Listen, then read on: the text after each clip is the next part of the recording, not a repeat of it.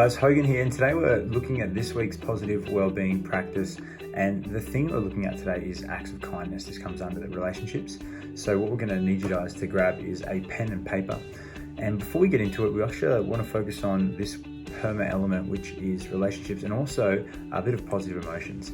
So we have to understand that our relationships with people matter. They truly do. We have a biological need for social support, and each time we have a positive interaction, it actually enables the release of oxytocin into our body, which is essentially like the pleasure-inducing hormone. So that will allow us to feed that into our bloodstream so that we can regulate things, heaps of different things, but especially cardiovascular system and some other stuff, which is really awesome for us as well.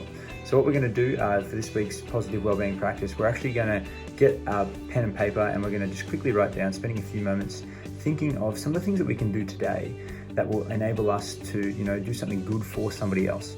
So we're going to spend a few moments thinking that. I want you to write that down. Spend a few seconds writing down a couple of things that you could do today. You might, make breakfast for your sister. You might sit with somebody at lunch who you might usually walk past. You could hold the door for a teacher if you wanted to. It can be big or small, but it needs to benefit somebody in some way. So you need to make sure it's about somebody else, not yourself. Okay, now when you're finished writing that, what we really would love you to do is to turn to the person to the left of you.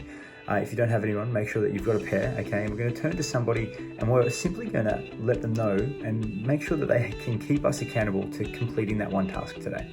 We're going to let them know what we're going to do, whatever it was, we're going to let them know that.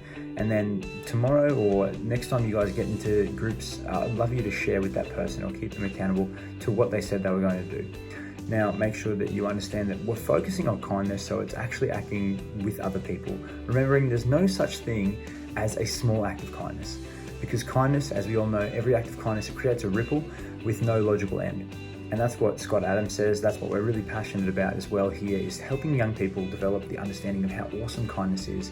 If we do something kind for somebody else, it can ripple out and go beyond ourselves. We hope you enjoy this week's PERMA element. Get into it, guys, and have you some fun.